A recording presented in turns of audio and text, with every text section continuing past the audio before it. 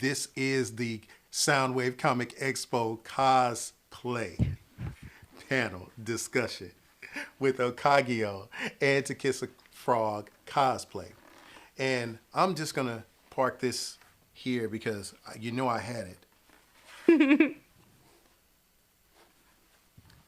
But I can't talk through this thing. So, for all of you all that are interested in cosplay or that are into cosplay, you should have just put the outfit on and came on into the room. Actually, if you look right here, you will see our winner of our cosplay contest online. So congratulations. And shout out to everybody that sent in pictures for the Wakandan cosplay. And you can actually check our IG and see those like strolling.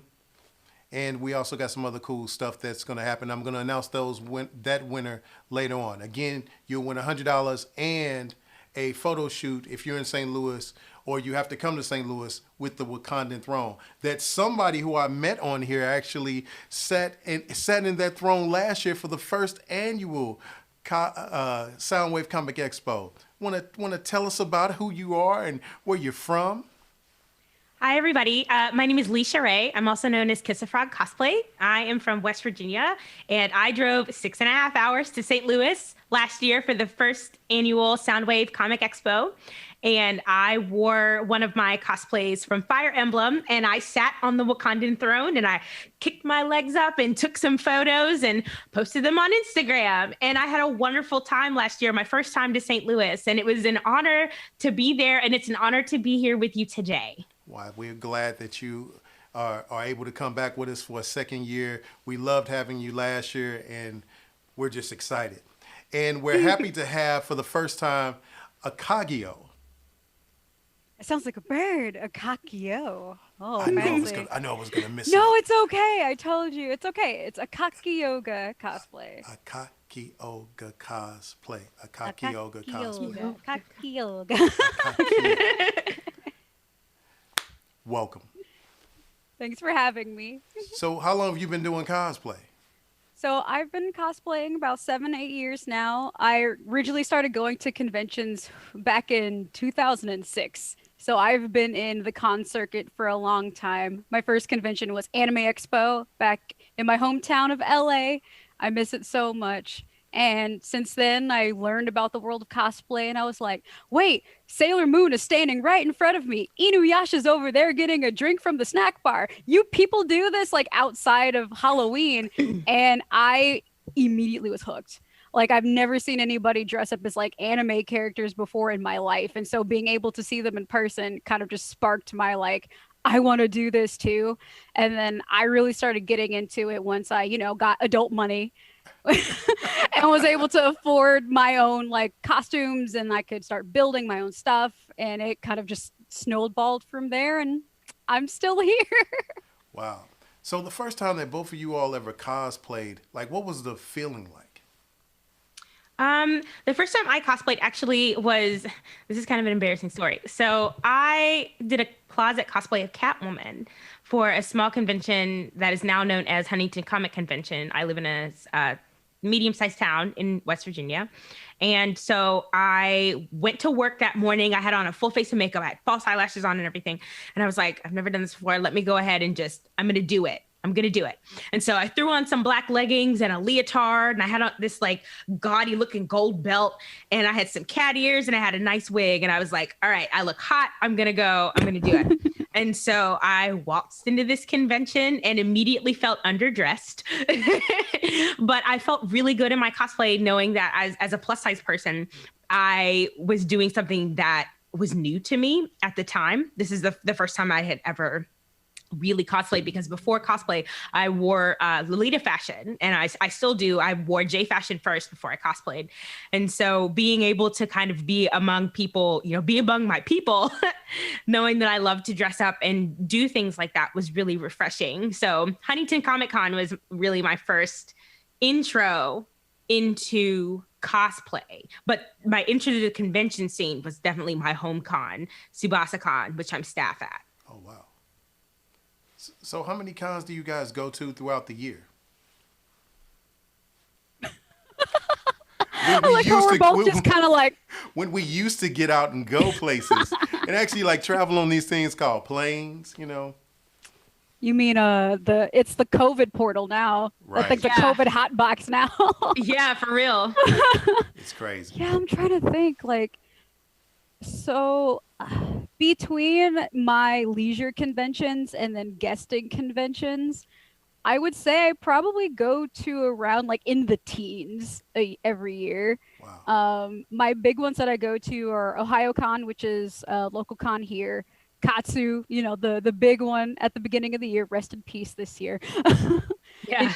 Colossal Con, Dragon Con, BlizzCon, a really big convention that I'm a huge fan of Blizzard, just like World of Warcraft, Overwatch, things like that. Oh, wow. The Dragon, the big one in Atlanta. And then if anyone ever decides they want to bring me on as a guest, then those kind of get added on to the conventions that I go to just for fun. So yeah, my con range just depends on, okay, here's the ones that I go to for fun. Oh, now I have to squeeze in these ones so I can like be a guest. And then it can just vary. It varies every year, but I always go to more than 10 a year. Wow. It always ends up happening that way. I end up not going to that many, just because my job, I just got a new job. And so my last year was the start of my social work job. So it's been my new scheduling and the way that my vacations are. I'm now no longer as flexible. When I had my bakery job, I was a pastry chef before I became a social worker.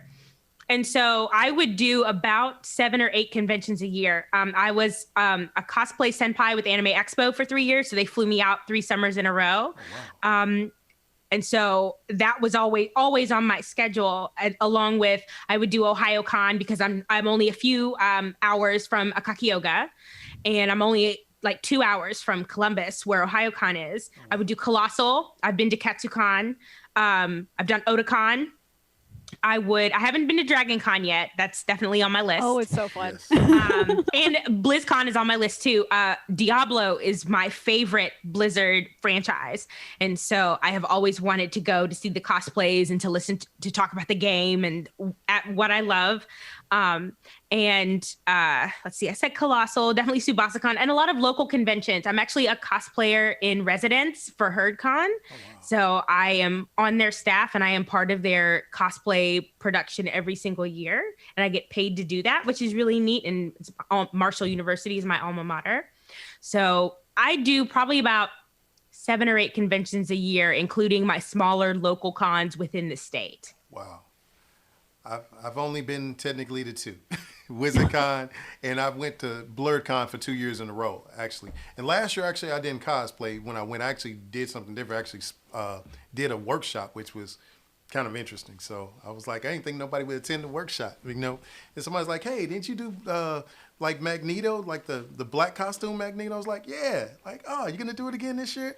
Nah, because I didn't want to put it in the suitcase. It's like I didn't want to pack it. It's literally like you have to carry it in like 2 separate like suitcases because the helmet has to go in one box. Then you got to put the rest of the cape and everything, and then you got to wrap the cape. You know, I cannot sew. I will admit that I can't sew to save my neck. So kudos to both of you all because I can't, like, you know, I could do a little bit, like put the button on, but, you know, I had another friend of mine design some stuff for me. So. But you know what? There's also an art in knowing what is quality and what you purchase to know what is going to be good for you and what's going to last you a long time. So there's no shame in buying a cosplay. There's absolutely no shame in buying a cosplay. If you know that it's going to be out of your time range or your skill range, there's absolutely no shame in buying a cosplay because at the end of the day, it's you're wearing it and it's for you. It's not to impress anybody else. It's not to impress your cosplay group. It's to feel good in what you've got on, whether it's bought, whether it's commissioned, whether you've made it with your own blood, sweat, and tears. Cosplay is cosplay, no matter how you do it. This is true. Very true. Very, very true. Like we still buy our costumes, even though that we are fully well aware that we can make our own. Mm-hmm. Time always comes into an account. And so if you're like, hey, I don't want to make this sailor uniform, I can just go buy it on Amazon for like, you know, $20-$30. I just saved myself probably a month's time to make it on my own. And on top of that, sometimes buying a costume is cheaper than making it. We've all run into that where we're just like, oh, hey, I want to make this one costume. It's pretty easy, but the materials alone will cost you more than just buying it online. And so you just got to weigh your pros and cons. You're just like, hey, do I want to learn a new skill and just try it and just figure it out? Or I'm like, hey, I really just want to buy this because like I just want to embody this person regardless of if I made it or not. And honestly, like both are great. Like both is what makes costumes great because I mean, back when we first started, there was not very many places to get costumes from. And if you found them, they were probably very bad. So. Exactly. And a lot of us learned to sew from modifying bought cosplays. Wow. That's kind of how I started. That's kind of how I learned I had to fix my Serenity cosplay, which was very heavy. And it took me a long time to do. I had to re-sew thousands of sequins onto my dress. Wow. Because the second that I took it out of the packaging when I bought the base dress, they fell apart. So I can't tell you how many hours I spent with gold. I handpicked off all the sequins and went right back to it. Ooh. So that's how I learned to sequin. It's how I learned to sew on felt and on material that was much harder than like satin and costume satin. So some people's intro to sewing is modifying a purchased costume, and that's totally okay. You got to learn somehow. This is true. What is you guys' creative process when deciding on what cosplay to do at certain conventions that you go to? Well, I'll just say one thing. Weather is never taken into account. Because when I go to Katsucon, for some reason, I always wear like the most revealing skin, just and it's like 30 degrees outside. We're near the bay and the wind is blowing toward the con, and you're outside trying to get photos taken, like huddled all together like this in your cosplay group, regretting your decisions. And then you go to like Anime Expo or a con in the summer and you're wearing a full on like no skin showing, you're sweating, your costume's just melting off of you. Yeah. There's so when it comes to creative process, we definitely don't take the weather into consideration. It really just kind of comes down to like what kind of sparks our creativity in that moment. So usually when I go to a convention like KatsuCon, Anime Expo, or Dragon Con, I typically will bring something that's really like intricate. I'll bring something where I'm like, hey, I want to show off my skills, and I want to be able to like, obviously fit it into a suitcase. That's really important.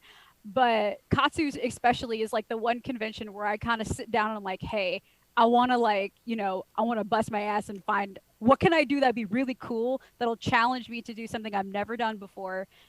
Because that's the convention where you bring your S game, like you bring your A game to some conventions, but Katsu, for some reason for me, I always try and improve and do something that I've never done before.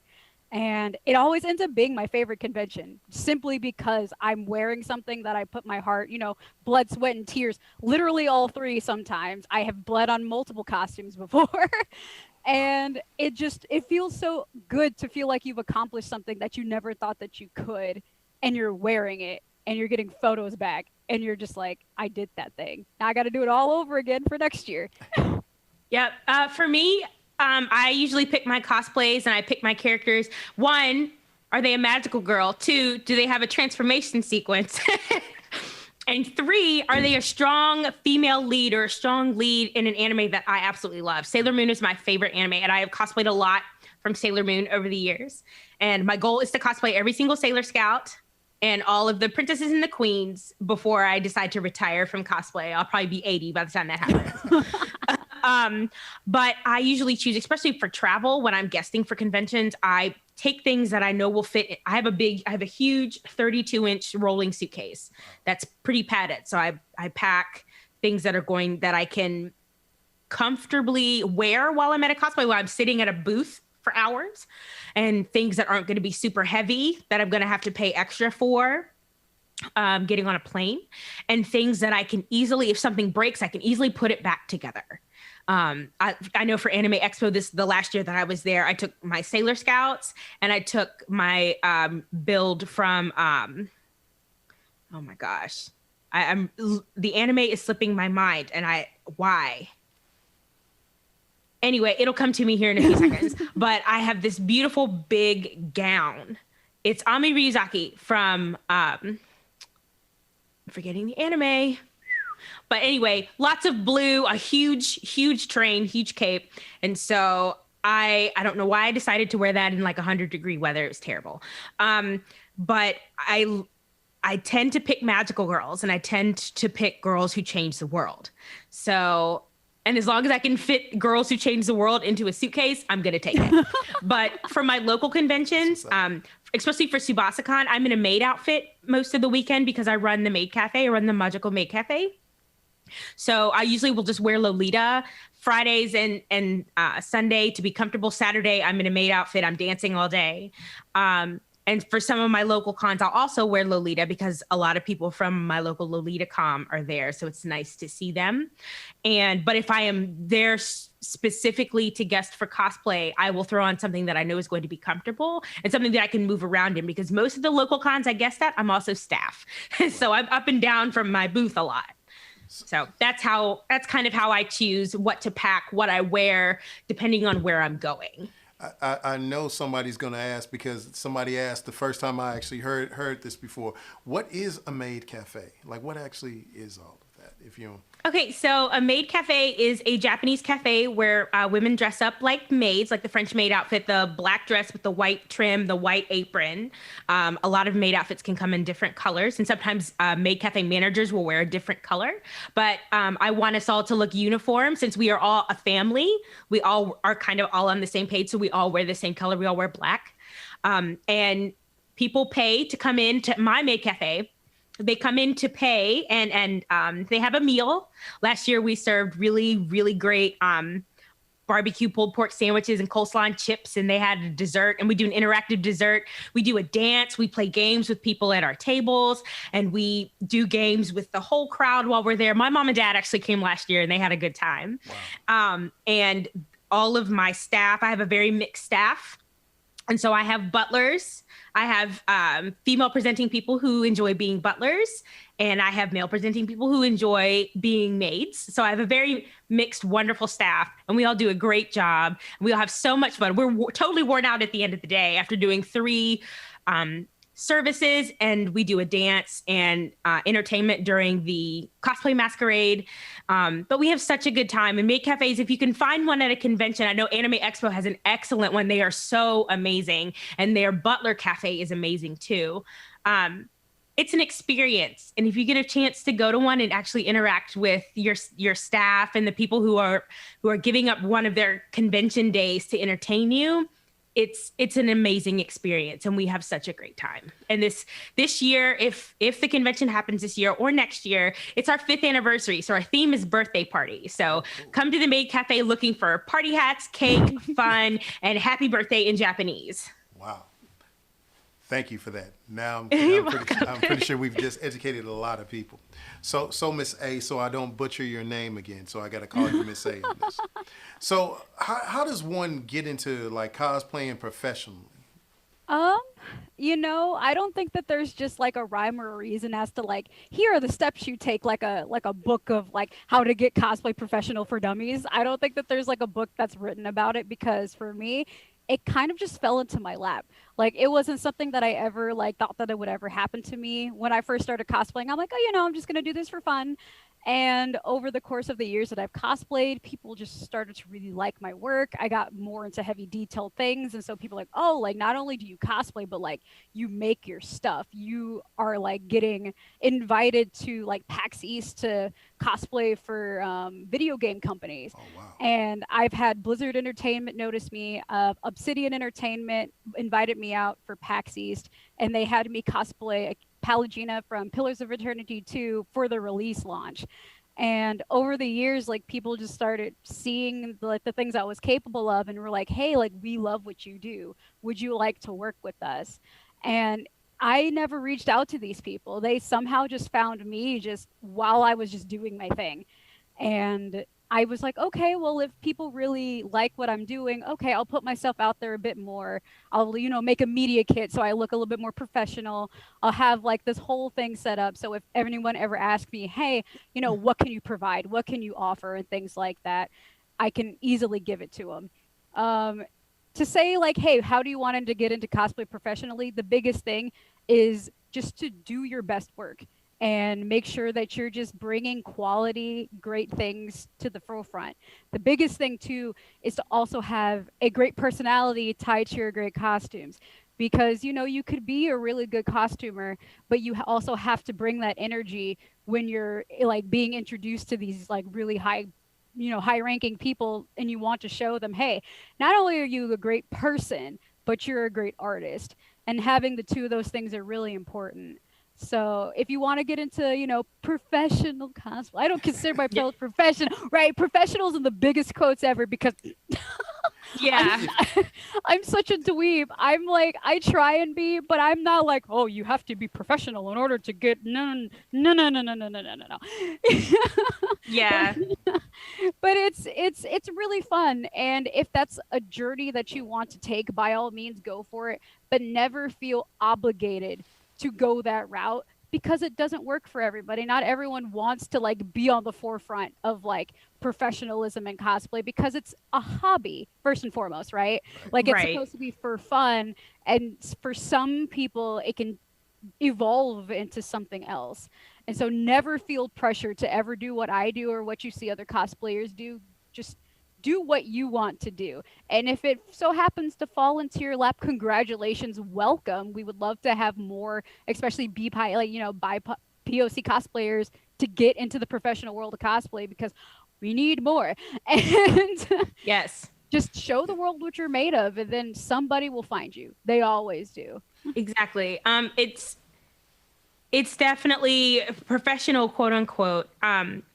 And I use that term really lightly, because there are A lot of us who convention guests and who are asked to come to cons who don't do this professionally. And for us, it is definitely still a hobby. And a lot of people, I think, come into the cosplay community thinking that, they're going to shoot right to the top. And that's not how it works at all. And if you want to be where your cosplay idols are, it takes a lot of work. It takes a lot of time. It's almost a second full-time job to be able to continue to create content and crank stuff out every single day or every single week, and to keep up with social media. It's a chore. Because when I was like touring during the convention season, when I would have travel conventions back to back to back, it was so exhausting to keep up with social media and to keep up with myself and my household, and post on social media, keep myself relevant, quote unquote, to be able to stay engaged. And the larger your audience is, the harder that becomes. It doesn't get easier. No, it doesn't, because your audience is demanding and wanting so much of you, and you can only give so much. Like, we are all, at the end of the day, we are all human beings, and all of us need mental health breaks. All of us need breaks just to be able to like live and go to the grocery store and go to work and things like that. And being able to step back sometimes and say, I'm a person. I'm much more than this costume. I'm a person. Right. And to let people know that, going from convention to convention to convention is exhausting. Like, traveling to Anime Expo every summer wore me out. Wow. And conventions wear you out. Like, by Sunday at like noon, I'm like, I'm ready to go home. I'm tired. But it takes a lot of work, more work than I think a lot of people want to acknowledge. And it takes a special kind of person to really, really keep up with all of your social medias and all of your costumes and constantly making content. And kudos to those who do it. Absolutely. Kudos to those who do it. Because cosplay has gone from a hobby to a job. And personally, I don't think I want that job, because I still want to be able to casually do this for fun and not have to have the time crunch of having a build done or a cosplay done because I'm flying out of town somewhere, within a week. So being a professional cosplayer, being cos famous, as we call it, is harder than it looks. And I think a lot of people, if they achieve it once they get there, they don't want it. Wow. Because it's a lot of work. The attention is great, but once you get there, it's kind of a lonely road to do all of your content creating and do it, be up there by yourself. It's because you can kind of like see it from the outside and you think that like, wow, that world looks great. Like when you're like on the outside looking in, but when you're on the inside looking out, you're like, I remember when it was so simple. I remember when my life was so easy. And now I'm like juggling like 5 different social media accounts, just trying to stay sane. And like in the midst of COVID, especially, it's become immensely harder to stay motivated. Yes. That's the biggest thing. It's like, hey, I still have to keep posting stuff to the internet. I have a costume backlog that I haven't even touched simply because just like mentally I'm not in it. Like, and a lot of the cosplayers are in the same boat because they're like, we have no conventions to go to. We want to just, take care of ourselves first because like it's still technically a hobby at the end of the day for a lot of them. We're like, they do this as a mental health break too. Yeah. But when your mental health break becomes a thing that you just start doing all the time, it's no longer a break. It does become a job. Yes. And so then you have to find something outside of cosplay to keep you sane, to let you go back to cosplay nice and refreshed to do something else. And that's kind of like the balance that I've even been trying to figure out too in like this past year is, okay, I can set deadlines, really loose deadlines for myself, but if I don't hold myself accountable for them, I shouldn't feel bad about that because life is still going to happen. I still have, pictures that I can still post that I've done like eons ago that people will still appreciate. So never beat yourself up for trying to keep up with social media because social media is a black hole, an abyss of just as soon as you post one thing, everyone's going to be asking, when's the next costume? Can you cosplay this person next? And I'm like, open your purse. It's just Yeah, it's like, here's my coffee link. right. Like I've had like over the years, I've had so many people. They've been absolutely the sweetest people on the planet. But every single time I post something new, immediately they're like, "Oh my God, you would make a great X character," or Yep. "You should do this next." And I'm like, guys, you have no idea how many costumes I already have that I would love to do. I would love to do your suggestion. Do you have money for me to do that suggestion? To like, take over the fact that I have maybe like 6 or 7 other costumes I haven't shot yet, simply because I haven't been up to doing it yet. So you should be happy I did this one, and you get this one, and we should be okay with that. So it's social media is a big pressure gate for a lot of people, and falling into the idea that you have to have something new every day is, I feel like, a fear that a lot of newer cosplayers have, is because they see us post so frequently, Right. especially now that TikTok's a thing where people are posting 2 to 3 times a day, not even a week, a day.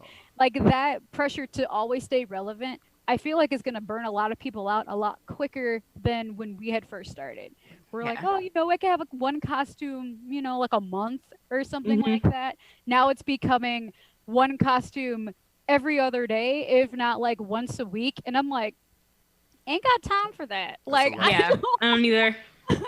Like, we're at the point now where I always have to tell people, it's like, take it at your own pace and don't feel pressured to do what other people are doing, because if you're not having fun and you're just doing it just boost your social media numbers, or you're trying to be relevant, then you're going to burn yourself out and you're not even going to have fun, because this is supposed to be a fun hobby. It's not supposed to be like a competition, unless you're doing a cosplay contest, and that's different. But don't let social media fool you into thinking you need to be cosplaying 100 things a minute. Right. It's not. Don't do that. You'll burn yourself out. I actually, over the last year, the pandemic really ground my cosplaying to a halt. I suffer from major depressive disorder with dysmorphia. And so my depression tends to cycle from highs to lows and highs to lows. And when the pandemic started and my convention started canceling, I really kind of lost touch with cosplaying with a lot of the people, including you, a lot of my friends who were in the hobby, because I saw them continuing to post and continuing to like try and crank things out, even though there was, there's nowhere to go. And that was really discouraging to me, because I was used to doing that. I had succumbed to the social media push of having, constantly having content. And I also gained a lot of weight over the pandemic, and that really affected my cosplaying. A lot of my costumes don't fit anymore. And a lot of the cosplays I wanted to do when I was at my smallest, I couldn't do anymore. And so I felt really discouraged about a lot of the things I was putting out, and a lot of even my own content and the things that I would try to do during the pandemic. I didn't even trust myself to put it out, because I didn't think that it looked good, and I couldn't stand myself in cosplay. And I know that I wasn't the only one feeling this way. I saw other cosplayers, especially on Twitter, talking about, I really need to shoot this cosplay, but I just can't. I don't even have the energy to open up this wig. I've had it for 3 weeks. And seeing cosplayers who left cosplays on dress forms, they couldn't do it. And I at first felt really alone in my feelings, knowing that, like, I have a large following, and I'm used to being able to put things out and to feel confident and to look good in what I have on. And then suddenly I didn't. And I know that over the pandemic, a lot of people have struggled with productivity, and knowing that, like, staying home and not being able to like go out to Joann's and pick up the things you want to pick up. And I'm a very visual person. Sometimes it's hard for me to order fabric online because I can't touch it. I can't really see it. I can't, feel what I need. And I'm kind of glad to know that I wasn't the only one who was feeling that way and struggling throughout 2020, because I slowly started to see other cosplayers kind of feeling the way that I did, and I didn't feel so alone. So knowing that, 2020 was rough, and that a lot of us just kind of lived through it without making content. And like, this is the first cosplay I have put on in probably a year. And so it feels good to kind of motivate myself a little bit to be back. I'm definitely not 100% where I want to be in this hobby that I love so much. But I know that for those out there who haven't done anything and who are struggling, you know, kind of push yourself to get back into it and get back into the hobby that you love, because honestly, the longer you sit, the longer your cosplays are going to sit. So find that moment to put your wig on, put a little makeup on, take some selfies, make that TikTok, you know, update your social media when you feel like it, when you have the spoons to do so. You know, your audience will be there when you come back, especially if they love you, which they do. You know, they'll be around when you're ready to come around. And I'm learning that lesson right now. Absolutely. Like I feel the same way, because when I was making my Isabel cosplay from Animal Crossing, I literally started making her dress basically the week after I bought New Horizons. And that on my dress form for almost 4 months. Mm. Like, I was playing the game. I was loving, literally, Animal Crossing is what saved like half the year for me last year. Same. Because that was the way that I was able to like hang out with friends, you know, where you would like have them come to your island and then they would celebrate your birthday and like you celebrate all these holidays. And that was kind of my way of being able to hang out with people towards the beginning of the pandemic. And I honestly, like, I hated the fact that it took me almost 4 months to make a pinafore dress. Like, that dress has maybe 4 panels, and it would have like on like a, hey, I'm bringing this to a convention, easily would have taken me a few hours to make. But like, I pieced that together so slow, and every single time I looked at it on my dress form, I'm just like, why can't I just finish this? But then I just say, I just don't feel like it. And then I just leave it there to collect dust for another few weeks. And then, you know, I look at it again and I'm like, well, what's the problem now? And at the end, like, the problem really isn't yourself. It's just the world we're living in right now is so much different than what it was in 2019. Yes. And you should never blame yourself for losing motivation or not having like, having the spoons to get up and go do this, because this hobby does take a lot of energy to try and do, especially if you're making things. So like, I think in 2020, I think I've maybe made technically two costumes during the pandemic alone. But then before the pandemic, I made Surfetched, I made Nargacuga, I made 2 armor builds in less than 2 months. Less than 2 months for OhioCon and then Katsu. I was crazy. And then the pandemic hit and I'm like, I can't sew a dress. So it happens. Like, this hobby comes in waves. And so even if you see someone who has a large following and you think they got all of their stuff together, behind the scenes, like, we're all struggling. We're not perfect. Like, we all are going through something. And so you're never going to be alone in this. Like, we are a community and we're literally going through the highs and lows of this community all at the same time. Yeah. And so never feel like you're ever alone. There's going to be someone there that's right along with you. And we're all going to get through this one way or another. Then hopefully at some time, conventions will come back, and then conventions will end up being a really big motivator for us. But make TikToks with people. I think that's the biggest thing that I feel like has really kind of weirdly motivated me, is being able to duet with friends. Yeah, make duets with people. I don't have TikTok, so make one. You know what? I've thought about it, because everybody's like, you should make a TikTok. You should do like magical girl TikToks. And I'm like, oh, but TikTok. That's for the little whippersnappers. No. Hey, if Cutie Pie said say can make a TikTok, you can make a TikTok. I'm saying, like, it's work, because, you know, we're all boomers and we're trying to figure out the new thing, the new app or whatever.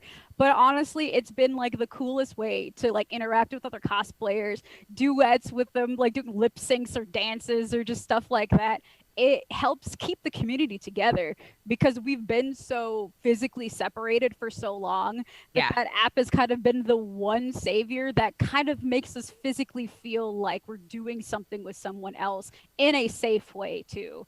All right, I'll get a TikTok. I highly recommend it. All right, I'll create a TikTok. I'll do it, I promise, just for you. One of us. That just means you and I have to duet, though. Yes, absolutely. Okay. It's been the same even like in the music community. Like, I think the whole pandemic like kind of like evened everybody out on the same playing field. You know, national people want touring. You know, everybody's at the crib. But the crazy thing about that is now everybody's got to hustle the same way to get their stuff kind of out.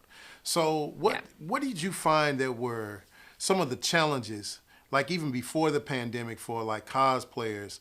I know you go to a few conventions and stuff like that, and you know you hear cosplayers like, you know, there's all these different issues, and everybody's issues were different. Sometimes people felt that their cosplay may be discriminated against, or they felt that this person is not getting the shine that this person is getting, because just they might have done something a little different with their cosplay versus what quote unquote would be accepted, quote unquote. As Black cosplayers, this happens all the time. It happens all the time. And it's very frustrating because of our skin color, we're not quote unquote accurate, which really, excuse my French, it pisses me off, because I can't change my skin color for cosplay. I'm not going to, unless I'm going to like, you know, body paint myself to be, you know, a character that's like blue, then sure. But, you know, skin color should not define accuracy. And I'm finding that a lot of younger Black cosplayers are having a really, really hard time navigating what that means, and having a hard time navigating that, you know, your skin color makes you so unique in this cosplay community, but it can also be really, really frustrating to try and gain momentum, because you're going to be overlooked. You are going to be snubbed by photographers, which shouldn't happen. I have watched Black people and Black cosplayers get passed up by famous photographers, and for cosplay videos at KatsuCon, at ColossalCon, at Anime Expo. It has personally happened to me. Very frustrating, and it's got to stop. And I think a lot of people go, and a lot of really racist people want to talk about accuracy and being Black is not accurate, which is definitely untrue. Because at the end of the day, I'm not going to change my skin color for a cosplay. If you're looking for accuracy, you should look at what I have on. You should look at my cosplay, look at my seams, look at how I made my skirt, flip through this notebook of all of my notes of my work in progress, if you want to talk about accuracy. Right. I mean, one of the cosplays that not cosplays, one of the panel discussions we had earlier was for DC Noir, the Cape Spook that's set by the door.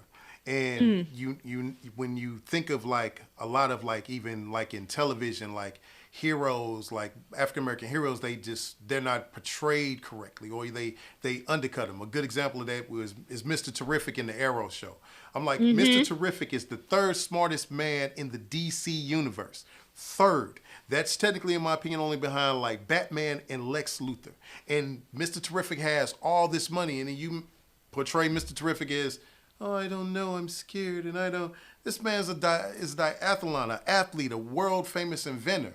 And it seems a lot of times like the movies and the comics have contributed to some stereotypes of like how like African Americans are always portrayed in certain situations or inside of like comics and movies. Do you feel like even in your cosplay that you find yourselves like adjusting that stuff to give a character a whole nother different spin that should get the true like oomph and power that they really deserve? Yes, and it's kind of like a yes and no, kind of. So for some of my characters, I will, you know, Todoroki Shoto does not have curly hair, and so I gave him curly hair. First of all, because this wig is really fun to make, and I thought that it'd be kind of cool. But honestly, being a Black cosplayer, you kind of have like a lot more creativity to work with costumes, because you could either do this or you can do a straight hair version and you'll still be accurate. But for a lot of my costumes, I just kind of like, okay, what will make the internet mad? No, I'm just kidding. I mean, I've definitely done that. How can I make the internet angry today? Yeah, who can I take off on Twitter today? Annie Twitter has it out for a lot of Black cosplayers, and it's really sad that when we pick characters, we have to think, is the internet going to hate me today? But it shouldn't matter, because the people who don't like you are the people who, one, have never cosplayed a single day in their life. Right. And two, their opinion shouldn't matter anyway, because they probably never will be as awesome as you are putting yourself out there in a costume regardless. And so when I typically pick my characters, skin color is never really a thing that I look at. If they are black or POC, it's a bonus. But it's not like the, okay, are they black? Okay, now I can like look at their costume. It's, do I like their costume? Do I like their character? Do I like how they act? Do I like their personality? Like, can I like feasibly make this like in real life and make it look like it makes sense? And then I'm like, okay, well, let me look at their features. Can I do the makeup? Can I do this? Can I do that? And then if they're not black, I'm like, that's fine, because I'll make the costume as accurate as possible, because yeah, we can't take our skin color off. And I don't think, even if given the chance, I would, because I, over the years, cosplay has actually made me more comfortable being a black woman, because I've been able to like feel like I'm embodying myself more by showing off my craft like on my body personally. And I've been able to embrace my natural hair a lot more. Then I started incorporating it into costumes, and then I started getting curly wigs to give characters natural hairstyles. And so it's definitely a win-lose battle when it comes to the internet, but overall, like, if you truly enjoy what you do, then the internet can go, fly off a cliff, like their opinion shouldn't matter, because you're the one who's putting that effort, that energy, and that time into doing something that you love. And if you're black, if you're like, Hispanic, if you're any race that isn't quote unquote the standard, which the standard, by the way, is Japanese. So Yep. anyone says who I'm not accurate, but you're gonna let white people say they're accurate. I got some words to say for you, Buckaroo, because I don't think Todoroki Shoto was a white man. No, he's definitely not. Unless his name is Todd Okidoki, and I've never heard of then we need to talk. But Oh my. there's a part of me now that I've been cosplaying for so long that my backbone has gone from like, oh, I need to be strong so I don't show fear in the face of Annie Twitter, to yeah, how can I make them mad today? Because we always have to be prepared for some racist to come in our comments and be like, hey, this character's not black, or oh, you're the inversion of this character, blah blah blah blah blah. And all I could do nowadays is laugh, because I would have never gotten to where I am if I had quit simply because these people are just spouting nonsense all day, and they're probably not doing anything important with their lives while I'm over here living my best life. Yep. Like you kind of have to reframe the whole situation, where it's like, okay, why are they making fun of you? Oh, it's because you're awesome, Yeah. and they're not. Like, that's the biggest thing. Like, you're not going to see cosplayers, especially like, excuse my language, shitting on other cosplayers for their skin color unless they're Russian for some reason. Right. But Yeah. The cosplay community is a very inclusive and welcoming community, and I think we're getting better. There's still a lot of room for improvement for sure, but I feel like when I first started, it was definitely a lot harder. But now that more and more of us are showing up and we're speaking out about a lot of these issues, it's becoming a lot more okay to be black, which is weird to say. Like, it's okay to be black, Yeah. And like, we're not just showing up, we're showing out. We are Right. winning cosplay contests. We are being recognized. We are going viral on social media. And so our presence is bigger than a lot of people think, but I still think that we could do a whole lot better, because Right. there are so many talented Black cosplayers out there, young and old, who are doing amazing things. Representation matters. I want us to be seen and recognized and celebrated everywhere, and not just 28 days of Black cosplay. It's February. It's Black History Month. Like, I want us to be celebrated and shared and picked for guest spots all year, 365 days, not just 28 days of Black cosplay. Because Absolutely. we're incredible, and the Black cosplay community is incredible. It is an honor to be a part of this community and to know so many Black people and people of color who are doing amazing things in the cosplay and anime community. Yes.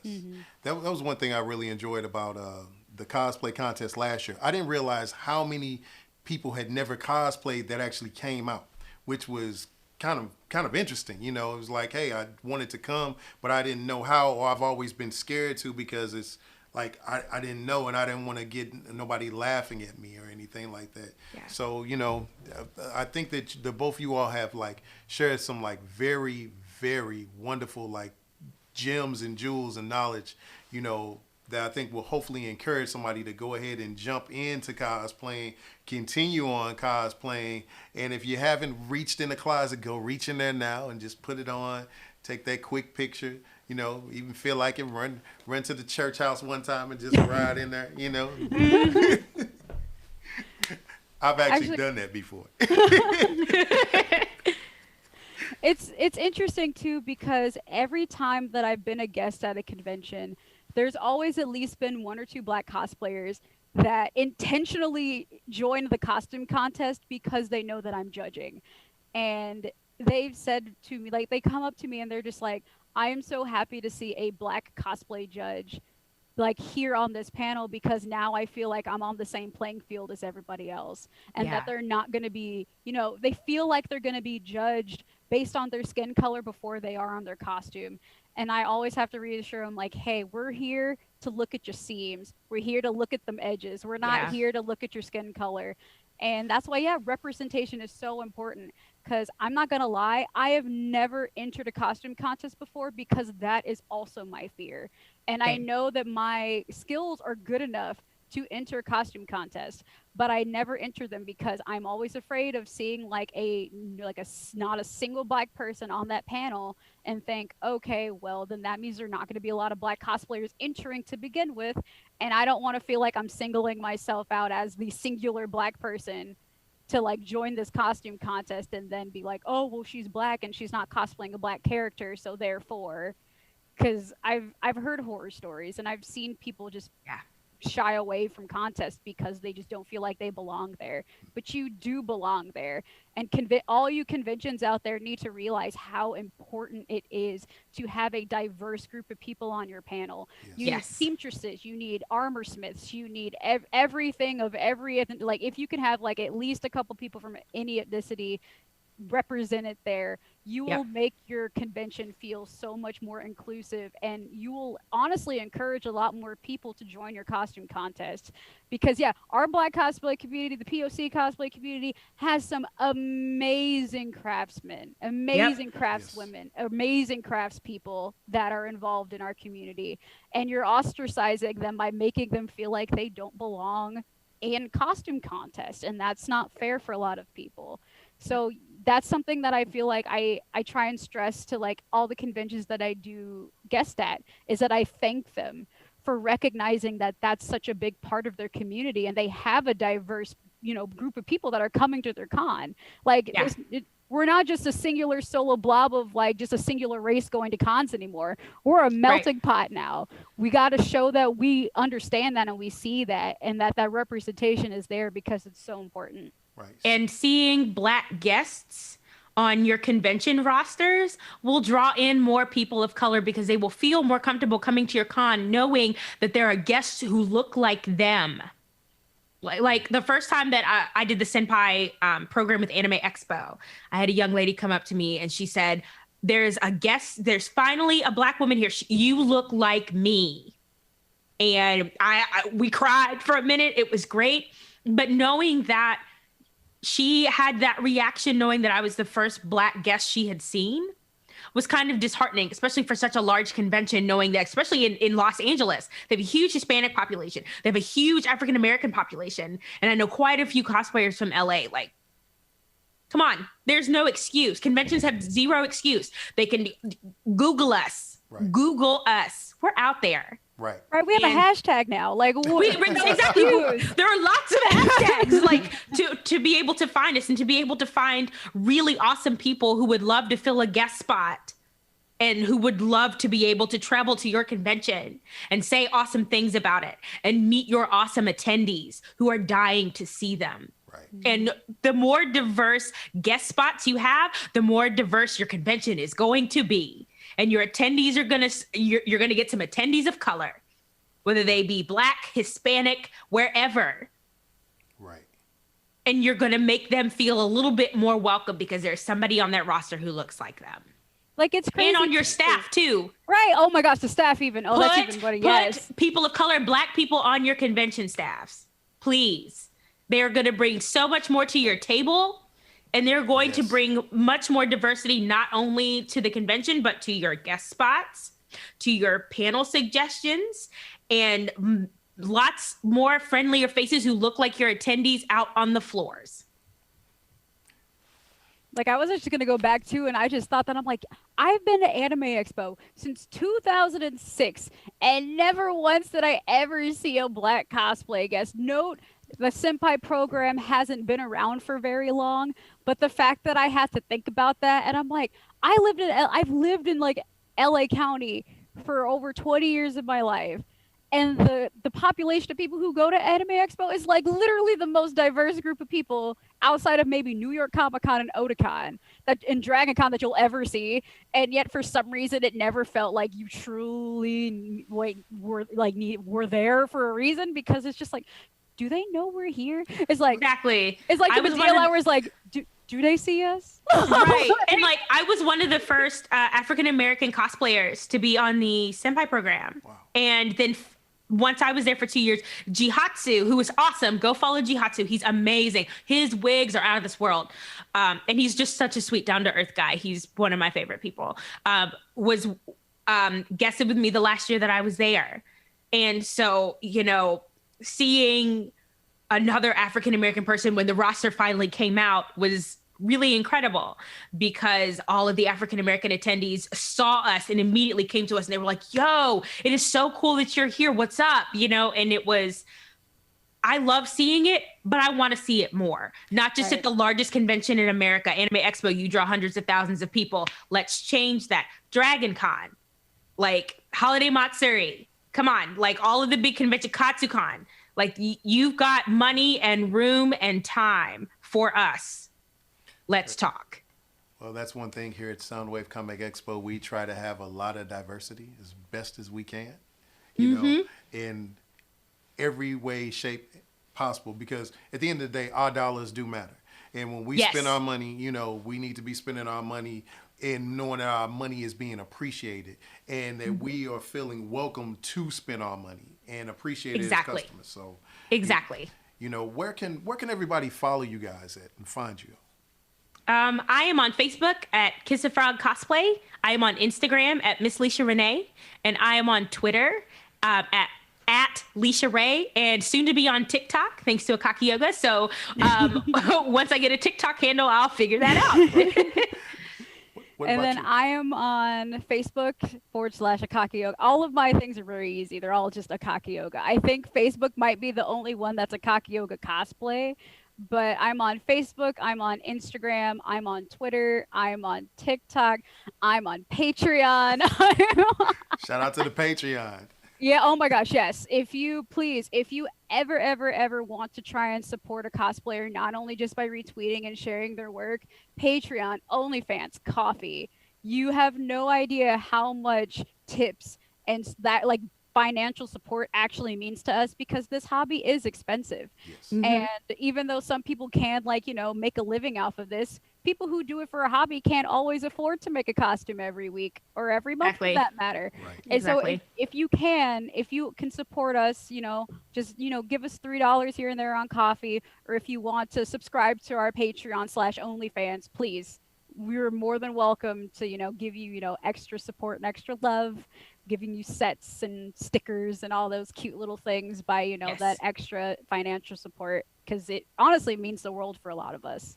So that means if you're sitting there with your parents, you pull on them right now, you tell them to get their Cash App out and Cash App and do what they are supposed to do.